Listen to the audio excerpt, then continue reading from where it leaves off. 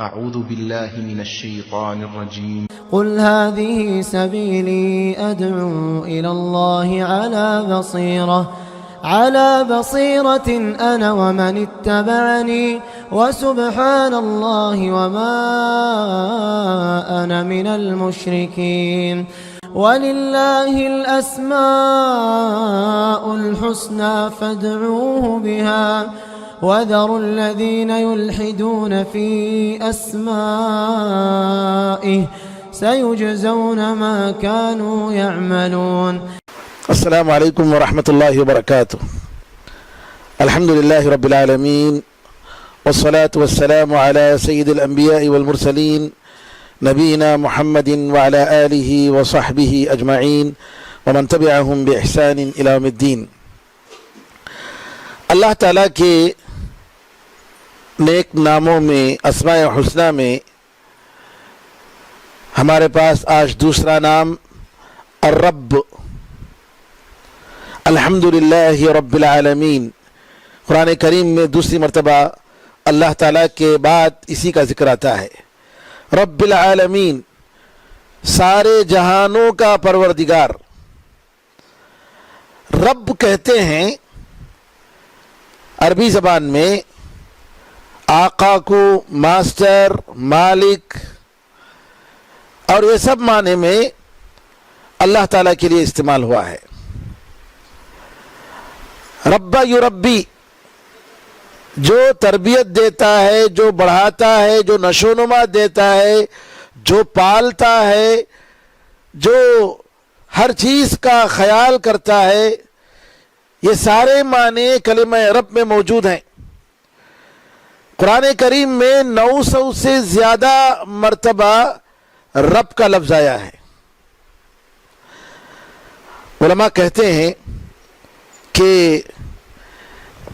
اگر الرب یا رب بغیر کسی اضافے کے ساتھ، یعنی اس کے ساتھ اگر کوئی دوسرا ورڈ نہ ہو، صرف الرب اگر کہتے ہیں یا رب کہتے ہیں تو اس سے مراد اللہ تعالیٰ ہی ہوتا ہے. تربیت دینے والا، رزق دینے والا، زندگی دینے والا، سارے معنی اس میں موجود ہیں. اور عام طور پر قرآن کریم میں اللہ تعالیٰ نے ربوبیت اور یہ کہ اللہ تعالیٰ سارے جہانوں کا، آسمان و زمین کا، مشرق و مغرب کا پروردگار ہے، اس طریقے سے قرآن کریم میں کئی جگہ ذکر فرمایا ہے. علامہ ابن قیم رحمۃ اللہ علیہ فرماتے ہیں رب العالمین، عالمین سے مراد عالم کی جمع عالمین ہے، اور عالم کا مطلب اللہ کے علاوہ جتنی چیزیں ہیں سب عالم میں داخل ہیں. تو اللہ کے علاوہ جتنی مخلوقات ہیں، کائنات میں جتنی چیزیں ہیں، ان سب کا پروردگار ہے، جس میں اللہ تعالیٰ اپنے طرف سے جو چاہے تصرف کرتا ہے. زندگی موت کا مالک ہے، ان کے زندگی اور موت کی پلاننگ کرتا ہے، اور اسی کا حکم اس کائنات میں چلتا ہے.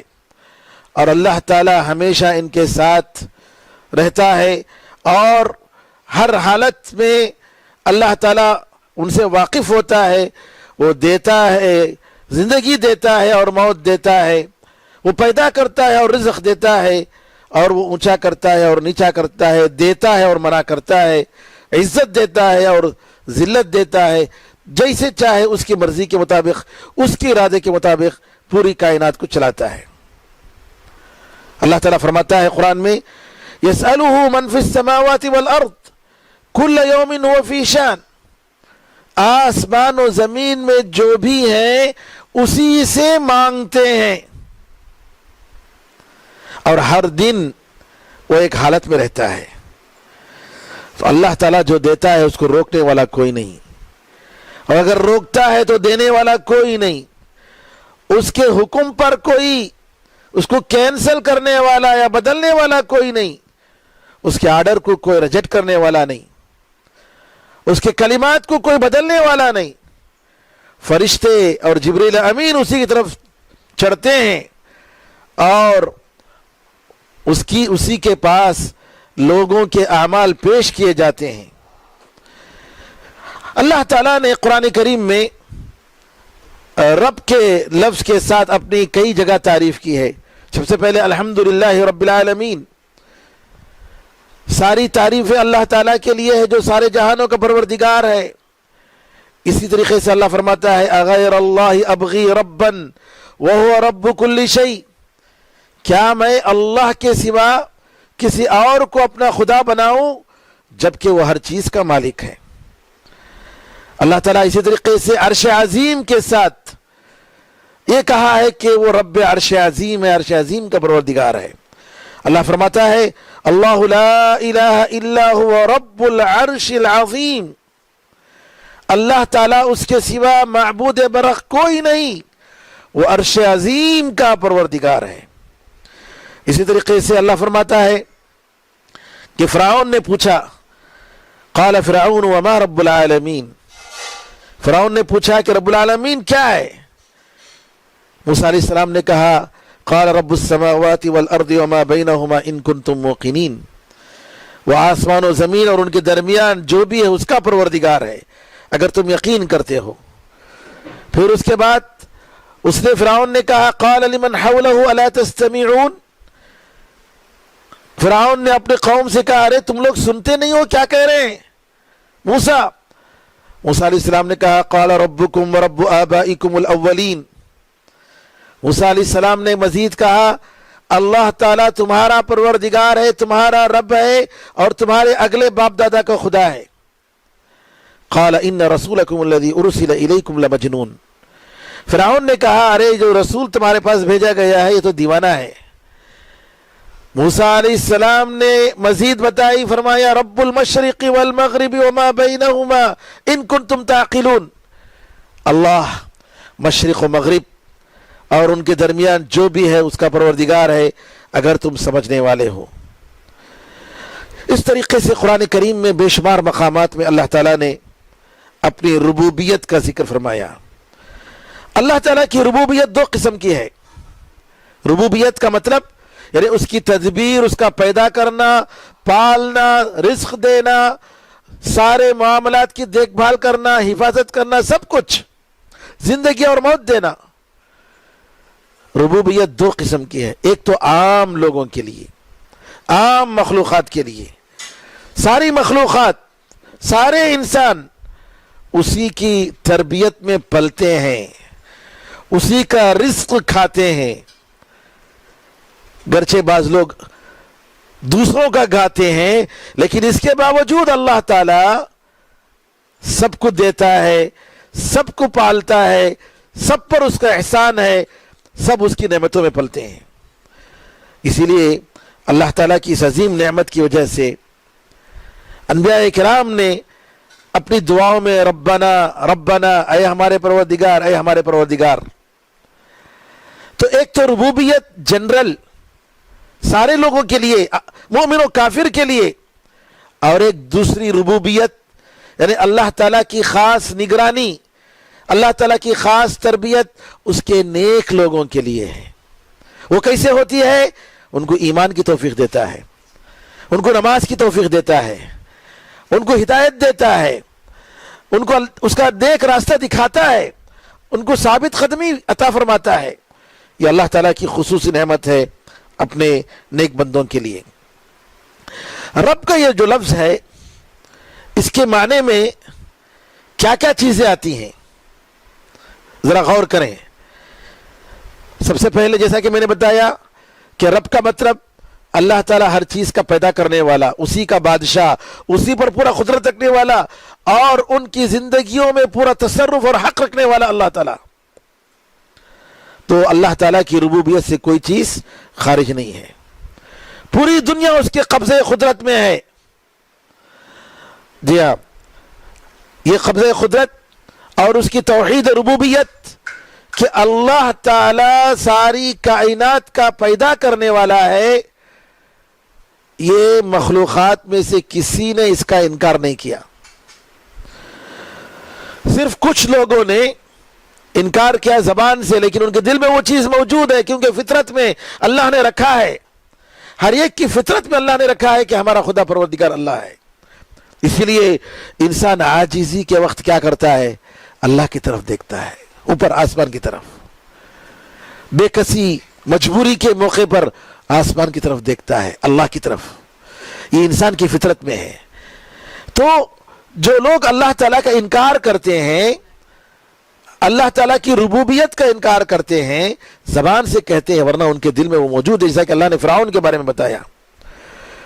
اسی طریقے سے جو لوگ ایتھسٹ ہیں، ملحد قسم کے لوگ، کمیونسٹ جن کو کہتے ہیں، جو اللہ تعالیٰ کا خدا کا انکار کرتے ہیں اور یہ سمجھتے ہیں کہ یہ پوری کائنات اپنے سے بن گئی، یا نعوذ باللہ یہ کہتے ہیں کہ نیچر نے بنایا۔ ارے نیچر کیا چیز ہے؟ نیچر کیا چیز ہے؟ نیچر ایک مخلوق ہے، سننے کی، سمجھنے کی، مزہ اور موسم، یہ ساری چیزیں اور جو بھی فطرت کی چیزیں ہم دیکھ رہے ہیں، یہ سب کے سب اللہ تعالیٰ کے پیدا کردہ ہیں اور خود سے کوئی چیز بن نہیں سکتی۔ تو یہ لوگ جو نعوذ باللہ یہ کہتے ہیں کہ نیچر کی طرف سے، یہ فطرت سے ہوا ہے، فطرت کرنے والا کون ہے، بنانے والا کون ہے؟ وہ اللہ تعالیٰ ہے، فاطر ہے۔ تو علامہ ابن حزم رحمۃ اللہ علیہ فرماتے ہیں کہ جو لوگ یہ کہتے ہیں کہ سب نیچر سے ہوتا ہے، نیچر خود سے بنتا ہے، دنیا خود سے بنتی ہے اور خود سے ختم ہوتی ہے، لوگ خود سے پیدا ہوتے ہیں اور ختم ہو جاتے ہیں، نعوذ باللہ من ذالک، یہ بالکل جہالت اور بےخوفی ہے۔ کیونکہ کوئی آدمی یہ سمجھ نہیں سکتا کہ کوئی بھی چیز بغیر اس کے پیدا کرنے والے یا بنانے والے کے ہو جائے۔ ضروری ہے کہ اللہ تعالی خالق، جیسا کہ اللہ نے فرمایا اللہ خالق کل شیء وہو علی کل شیء وکیل، اللہ تعالی ہر چیز کا پیدا کرنے والا ہے اور وہ ہر چیز پر نگراں ہے۔ تو زمانے کو جو لوگ یہ کہتے ہیں کہ زمانہ خود سے پیدا ہو گیا اور خود سے جو ہے یہ ساری چیزیں بن گئی، اس کے رد میں بہت ساری چیزیں ہیں۔ سب سے پہلی بات یہ ہے کہ فطرت، انسان کے دل میں اس کی فطرت میں موجود ہے کہ ایک ذات ہے جس نے پیدا کیا ہے۔ ایک عالم کہتے ہیں عرفت ربی بفسخ العزائم، کہا میں نے میرے پروردگار کو میرے پلاننگ کے فیل ہوتے ہوئے میں نے پہچان لیا۔ میں پوری پلاننگ کرتا ہوں، میری پلاننگ پرفیکٹ ہوتی ہے، لیکن ساری پلاننگیں دھری رہ جاتی ہیں، فیل ہو جاتی ہیں، میں ناکام ہو جاتا ہوں۔ اور وہاں مجھے پتا چلتا ہے کہ اللہ تعالیٰ ایک خدا ہے، ایک پروردگار ہے جس کی مرضی کے مطابق کام ہوتے ہیں اور کسی اور کی مرضی وہاں چلتی نہیں ہے۔ یہ کورونا وائرس، اس کورونا وائرس کے ذریعے انسان کی حقیقت، اس کی ٹیکنالوجی کی حقیقت، اس کے علم کی حقیقت معلوم ہو گئی۔ جی نومبر کے مہینے سے یہ بلا ہے، یہ وبا، لیکن ہم دیکھ رہے ہیں آج تک کہہ رہے ہیں کہ 1 سال لگے گا اس کی دوا کو پہچاننے کے لیے، اب تک اس کا علاج معلوم نہیں کیے ہیں۔ انسان عاجز ہو گیا، پوری دنیا عاجز ہو گئی۔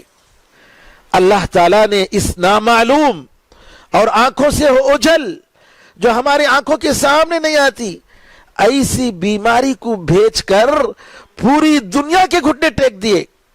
سپر پاور کیا کیا فخر کرنے والے، کیا تکبر کرنے والے، سب کے سب خاموش ہو گئے۔ لوگ جو ہے دھڑلے سے مر رہے ہیں، ہزاروں بلکہ لاکھوں کی موت ہو گئی، لیکن انسان تماشا بن کے بیٹھا ہوا ہے، کچھ نہیں کر پا رہا ہے۔ یہ کس بات کی دلیل ہے؟ یہ اس بات کی دلیل ہے کہ ایک اللہ ہے جس کی مرضی سے یہ کائنات پوری چل رہی ہے۔ یہاں کا پتا بھی اگر گرتا ہے تو اس کی مرضی سے گرتا ہے، اس کی مرضی کے بغیر کوئی چیز نہیں ہو سکتی۔ اللہ تعالیٰ کے وجود پر، رب کائنات کے وجود پر بہت ساری دلیلیں ہیں۔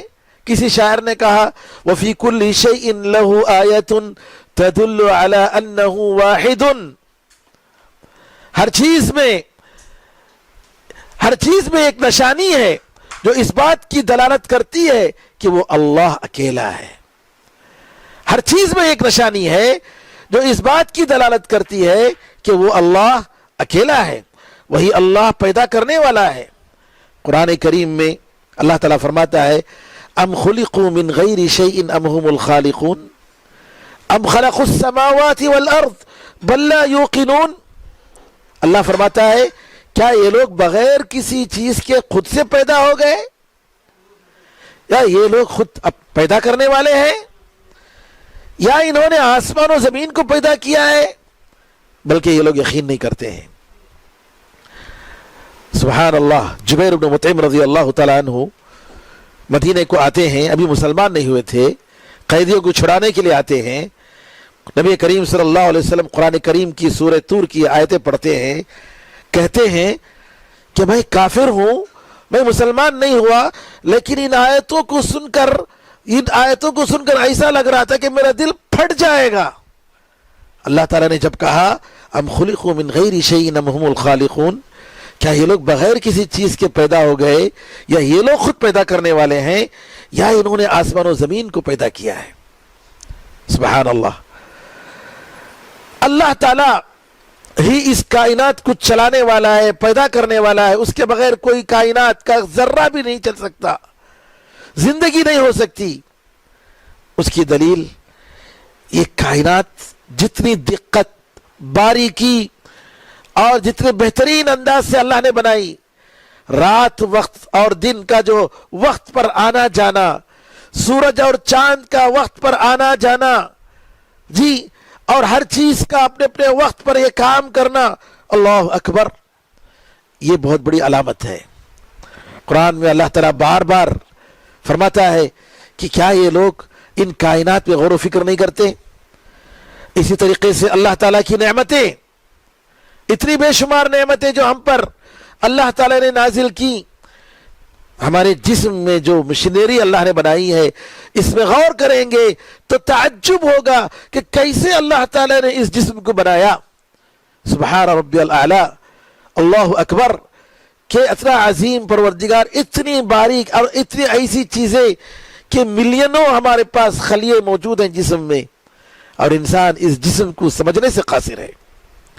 اسی طریقے سے اللہ تعالیٰ کی وحدانیت اور اس کی ربوبیت کے لیے بڑی دلیل یہ ہے کہ جیسا کہ اللہ تعالیٰ نے فرمایا قال ربنا الذي اعطى كل شيء خلقه ثم هدى، کہا ہمارا پروردگار وہ ہے جس نے ہر چیز کو آتا كل شيء خلقه ثم هدى، قال ربنا الذي اعطى كل شيء خلقه ثم هدى، کہ ہمارا پروردگار وہ ہے جس نے ہر چیز کو اس کی پیدائش دی، اس کو زندگی دی، پھر اس کو ہدایت دی۔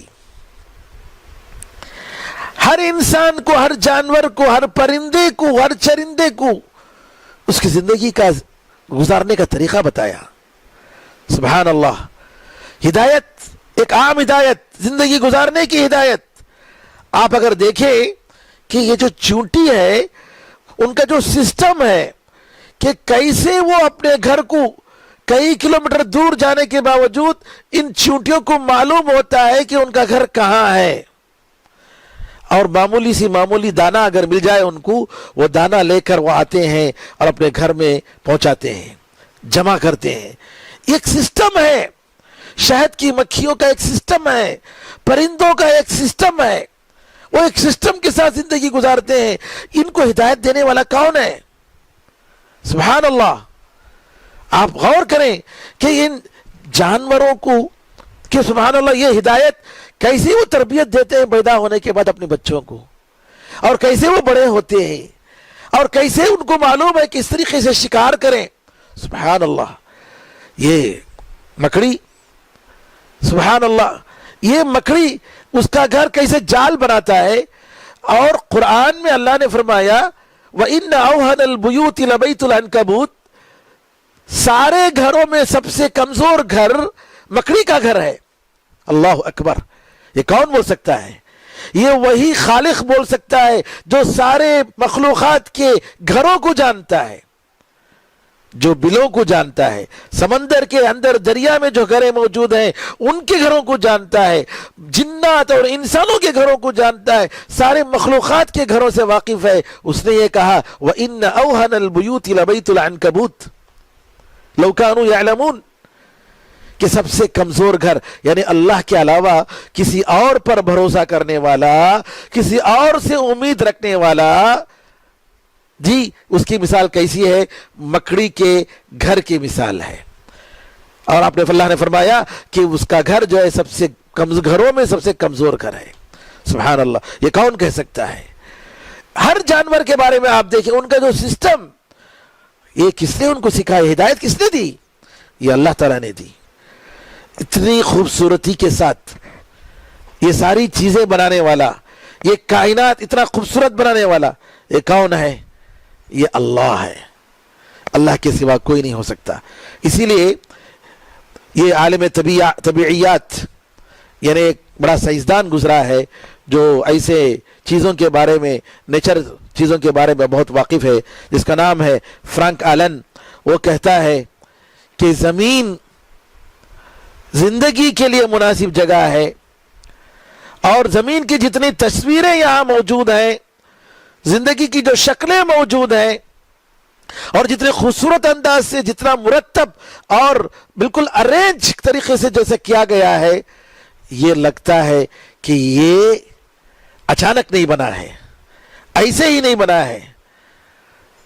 کہتا ہے کہ کرۂ ارض جو زمین ہے، یہ فضا میں اس طریقے سے خود اپنے آپ سے جو گھوم رہا ہے، اور جس کی وجہ سے دن اور رات آتے جاتے رہتے ہیں، اور یہ سورج کے اطراف سال میں ایک مرتبہ چکر لگاتے ہیں، جس کی وجہ سے سیزن اور موسم بدلتے ہیں، اور اس کی وجہ سے یہ نباتات بڑھتے ہیں، درخت اور پودے اگتے ہیں، اور زمین کے اطراف اللہ تعالیٰ نے کچھ گیس کے کچھ ایسے جو ہے غلاف اللہ تعالیٰ نے بنا کر رکھا ہے، جس کی وجہ سے 500 میل کے دور تک اتنی زمین کی حفاظت ہوتی ہے، اور آسمان سے جو شوٹنگ اسٹار آتے ہیں، اور جب اگر زمین کو پہنچ جائے تو پوری زمین کو خاکستر کر دے، پوری زمین کو خاک کر دے، اور اس سے بچاتے ہیں۔ یہ پورا سسٹم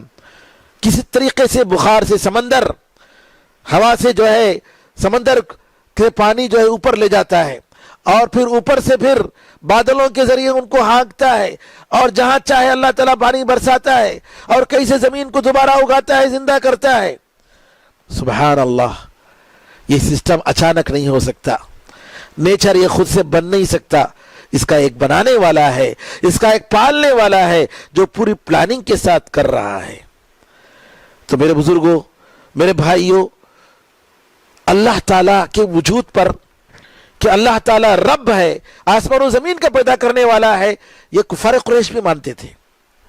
ان سے پوچھا جاتا تھا کہ یہ آسمان و زمین کو کس نے پیدا کیا؟ قُلْ مَنْ يَرْزُقُكُم مِّنَ السَّمَاءِ وَالْأَرْضِ، ان سے پوچھو کفار قریش سے کہ آسمان و زمین سے کون تمہیں رزق دیتا ہے؟ اَمَّن يَمْلِكُ السَّمْعَ وَالْأَبْصَارَ، اپنے کانوں کا اور آنکھوں کا مالک کون ہے؟ وَمَن يُخْرِجُ الْحَيَّ مِنَ الْمَيِّتِ، میت سے، مردے سے زندے کو کون نکالتا ہے؟ وَيُخْرِجُ الْمَيِّتَ مِنَ الْحَيِّ، اور میت کو زندے سے کون نکالتا ہے؟ وَمَن يُدَبِّرُ الْأَمْرَ، اور سارے معاملات کی تدبیر کون کرتا ہے؟ ان سارے سوالوں کا جواب کیا ہے؟ یہ لوگ کہیں گے اللہ، وہ اللہ ہی کرتا ہے۔ فَقُلْ أَفَلَا تَتَّقُونَ، تو کہیے کہ کیا تم نہیں ڈرتے؟ یعنی اس کا مطلب یہ ہوا کہ اللہ تعالیٰ کے بارے میں آج جو غیر مسلم ہیں، جو بتوں کی پوجا کرتے ہیں، وہ لوگ بھی اس کے قائل ہیں کہ آسمان میں جو ہے وہی سب سے بڑا ہے، اسی کی مرضی چلتی ہے۔ یہاں پر اللہ تعالیٰ یہ کہتا ہے جب آسمان والا ہی سب کچھ دینے والا ہے تو اسی سے مانگو نا، اسی کی عبادت کرو نا، اسی کے سامنے اپنا ماتھا ٹھیکو نا، اسی کے سامنے سجدہ کرو نا، کسی اور کے سامنے کیوں جا رہے ہو؟ ہاں، اللہ تعالیٰ ہی کے سامنے جاؤ۔ تو یہاں توحید ربوبیت کہ اللہ تعالیٰ کے رب ہونا، اس پر ایمان لانا کافی نہیں ہے۔ اس لیے جو لوگ لا الہ الا اللہ کا مطلب یہ لیتے ہیں لا خالق الا اللہ کہ اللہ کے سوا کوئی خالق نہیں، یہ غلط ہے، بلکہ یہ کہنا چاہیے اللہ کے سوا عبادت کے لائق کوئی نہیں، اللہ کے سوا معبود برحق کوئی نہیں۔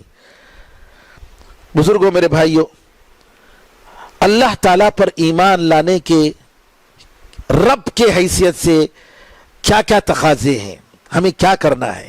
ہم جب مانتے ہیں کہ اللہ تعالیٰ رب ہے تو ہم سے یہ رب کا یہ نام ہم سے کیا مطالبہ کرتا ہے؟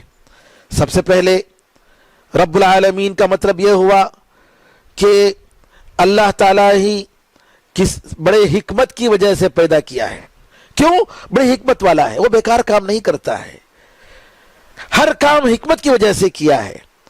تو ہمیں جو پیدا کیا ہے وہ بیکار نہیں پیدا کیا۔ اللہ تعالیٰ فرماتا ہے افحسبتم انما خلقناکم عبثا وانکم الینا لا ترجعون، کیا تم سمجھتے ہو کہ ہم نے تمہیں بیکار پیدا کیا اور کہ تم ہمارے پاس واپس نہیں آؤ گے؟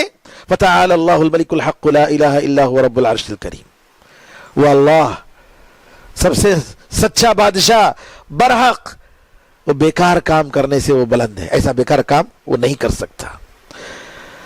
دوسری بات، جب اللہ کو ہم رب مانتے ہیں کہ اسی نے پیدا کیا، اسی نے ہمیں دیا، وہی ہمیں پال رہا ہے، وہی ہمیں زندگی اور موت دے رہا ہے، تو اس کا مطلب یہ ہوا کہ اللہ تعالیٰ ہی کی عبادت ہونی چاہیے، اس کے علاوہ کسی کی عبادت نہیں ہونی چاہیے۔ اللہ فرماتا ہے یا ایھا الناس اعبدوا ربکم الذی خلقکم والذین من قبلکم لعلکم تتقون، اے لوگو تم اس پروردگار کی عبادت کرو جس نے تمہیں پیدا کیا اور تم سے پہلے لوگوں کو پیدا کیا تاکہ تم ڈرو۔ جی کون؟ جس نے زمین کو بچھونا بنایا، آسمان کو چھت بنایا اور آسمان سے بارش تمہارے نازل کی اور اس کے ذریعے بہت سارے پھل نکالے۔ تو اللہ تعالیٰ کے ساتھ تم کسی اور کو تم شریک مت ٹھہراؤ جبکہ تم جانتے ہو۔ اللہ فرماتا ہے ایشرکون ما لا یخلق شیئا وهم یخلقون، کیا یہ لوگ ایسی چیز کو اللہ کے ساتھ شریک ٹھہراتے ہیں جو کچھ پیدا کرنے والا نہیں ہے جبکہ یہ خود پیدا ہوتے ہیں؟ افمن یخلق کمن لا یخلق، کیا جو پیدا کرنے والا جو پیدا نہیں کرنے والا دونوں برابر ہیں؟ سبحان اللہ۔ تو میرے بزرگوں، رب کا مطلب یہ ہوا کہ جب ہم اللہ کو کہتے ہیں کہ وہ رب ہے ہمارا تو اسی کی ساری عبادتیں اسی کے لیے ہونی چاہیے، عبادت کسی اور کے لیے نہیں ہونی چاہیے۔ تیسری چیز، جب ہم اللہ تعالیٰ کو رب مانتے ہیں تو اس کا تقاضا یہ ہے کہ اللہ تعالیٰ کے جتنے بھی اسما ہیں، جتنے بھی نام ہیں، جتنے بھی صفات ہیں، وہ سب کے سب اللہ تعالیٰ کی ذات کے لیے اس کے اس رب کے معنی میں آتے ہیں۔ اور اللہ تعالیٰ سبحان اللہ جب رب ہے تو بالکل جتنے بھی اسماء حسنہ ہیں وہ سب کے سب رب کے معنی میں داخل ہیں۔ اللہ تعالیٰ پر رب کی حیثیت سے ایمان لانے کا تقاضا یہ ہے کہ جب ہم اللہ تعالیٰ کو رب مانتے ہیں کہ اسی کی مرضی کے مطابق سارا معاملہ چلتا ہے، زندگی کی ساری چیزیں اسی کے اشارے پر چلتے ہیں، تو ہمیں اللہ تعالیٰ سے راضی ہونا چاہیے کہ اللہ کی جو مرضی ہے اسی کے مطابق اس کائنات میں پورا نظام چلے گا۔ ہمیں اللہ تعالیٰ پر اعتراض نہیں کرنا چاہیے، نہ اس کی شریعت پر، نہ اس کی تقدیر پر، نہ اس کے کسی حکم پر۔ اللہ تعالیٰ نے جو بھی ہمارے لیے مقدر رکھا ہے اس سے ہمیں راضی ہونا چاہیے۔ رب ہونے کا مطلب یہ ہوا، رب پر ایمان لانے کا مطلب یہ ہوا اے اللہ ہم تیری شریعت سے پوری طریقے سے مطمئن ہیں، ہم تیری شریعت کے ہر چیز کو مانتے ہیں، تیرے قرآن اور تیرے حدیث کے ہر چیز کو ہم قبول کرتے ہیں، ہم ذرا بھی کسی پر اعتراض نہیں کرتے، ہم اپنی طرف سے تیری کسی بھی باتوں پر، کسی بھی حکم پر ہم اعتراض نہیں کرتے، ہم اس کو قبول کرتے ہیں۔ اسی طریقے سے ہم تیری تقدیر پر ہے اللہ ہم مانتے ہیں، ہم قبول کرتے ہیں، ہم تیری تقدیر پر ہمیں کوئی اعتراض نہیں۔ یہ رب پر ایمان لانے کا مطلب یہ ہوا۔ اسی طریقے سے رب کا مطلب یہ ہوا کہ اللہ تعالیٰ ہی ہے جو ہمیں ایک مرحلے سے دوسرے مرحلے میں لے جاتا ہے، یہ ایک اسٹیج سے دوسرے اسٹیج میں لے جاتا ہے۔ تو اللہ تعالیٰ اپنے بندے کو بالکل اسی طریقے سے لے جاتا ہے جیسی ایک ماں اپنے چھوٹے بچے کو انگلی پکڑ کر راستہ بتاتی ہے۔ اگر بندہ اپنے رب پر پوری طریقے سے بھروسہ کرے اور اسی کی عبادت کرے اور اس کے حکم کے مطابق چلے تو پوری زندگی اللہ تعالیٰ اس کی آسان کر دیتا ہے۔ اسی لیے ہم دعا کرتے ہیں، یا حی یا قیوم برحمتک استغیث اصلح لی شأنی کلہ ولا تکلنی الی نفسی طرفۃ عین۔ اے اللہ، اے ہمیشہ زندہ رہنے والے اور ساری کائنات کو چلانے والے، میرے سارے معاملات کو تو سنبھال لے، تو مجھے ایک پلک جھپکنے کے برابر بھی میرے حوالے مت کر، تو دیکھ لے اے اللہ ہمارے سارے معاملات کو۔ تو اللہ تعالیٰ ہی توفیق دینے والا ہے، اللہ تعالیٰ ہی نعمتیں دینے والا ہے۔ جب یہ سب کچھ ہے میرے بھائیوں، میرے بزرگوں، اس کا مطلب یہ ہوا کہ اللہ تعالیٰ ہی کے لیے محبت ہونی چاہیے۔ اللہ جس سے محبت کرتا ہے اس سے محبت ہونی چاہیے، اللہ جس سے نفرت کرتا ہے اس سے نفرت ہونی چاہیے۔ اللہ کو خوش کرنے کے لیے ہمیں دوڑنا چاہیے، کوشش کرنی چاہیے، اللہ کی تعظیم کرنی چاہیے، اس کی توقیر کرنی چاہیے، اس کی عزت کرنی چاہیے، ہمیشہ اس کا شکر بجا لانا چاہیے، ہمیشہ اس کی تعریف کرنی چاہیے۔ اور آخر میں جب اللہ تعالیٰ رب ہے تو اسی پر پورا بھروسہ ہونا چاہیے، پورا مکمل بھروسہ اسی پر ہونا چاہیے، اور اللہ کے علاوہ کسی اور پر ہرگز بھروسہ نہیں ہونا چاہیے، کسی سے امید نہیں ہونا چاہیے، کیونکہ اللہ تعالیٰ ہی ہے جو اپنے بندوں کو دیتا ہے، سنوارتا ہے، سب اپنی ضرورتوں پر اپنی پورا کام آتا ہے، اللہ کے سوا کوئی دوسری ذات نہیں۔ اسی لیے اللہ تعالیٰ نے فرمایا ان فی خلق السماوات والارض واختلاف اللیل والنہار لآیات لأولی الالباب، آسمان و زمین کے پیدا کرنے میں، دن اور رات کے آنے جانے میں عقل مندوں کے لیے دلیلیں ہیں۔ الذین یذکرون اللہ قیاما وقعودا وعلی جنوبہم، جو اللہ تعالیٰ کو کھڑے کھڑے، بیٹھے بیٹھے اور لیٹے لیٹے اللہ کو یاد کرتے ہیں۔ وَيَتَفَكَّرُونَ فِي خَلْقِ السَّمَاوَاتِ وَالْأَرْضِ، اور آسمان و زمین کے پیدائش میں غور و فکر کرتے ہیں۔ کیا کہتے ہیں؟ رَبَّنَا مَا خَلَقْتَ هَذَا بَاطِلًا سُبْحَانَكَ فَقِنَا عَذَابَ النَّارِ، اے ہمارے پروردگار، تو نے اس کائنات کو بیکار نہیں پیدا کیا، تیری پاکی ہے، اے اللہ ہمیں دوزخ کے عذاب سے بچا لے۔ آمین ارحم الراحمین والحمدللہ رب العالمین۔ اللہ تعالیٰ سے دعا ہے کہ اللہ تعالیٰ ہم سب کو اس کے دین حق کو سیکھنے کا شوق ہمارے دلوں میں ڈالے، وہ جذبہ ہمارے دلوں میں پیدا فرمائے، اس کے لیے صبر کرنا ہمیں عطا فرمائے، اور اللہ تعالیٰ اس کے اسماء حسنہ جاننے، اس میں غور و فکر کرنے اور اس کے تقاضوں کے مطابق عمل کرنے کی توفیق عطا فرمائے۔ آمین ارحم الراحمین والحمدللہ رب العالمین۔ سبحانک اللہم بحمدک، اشہد ان لا الہ الا انت، استغفرک واتوب الیک۔ والسلام علیکم ورحمۃ اللہ وبرکاتہ۔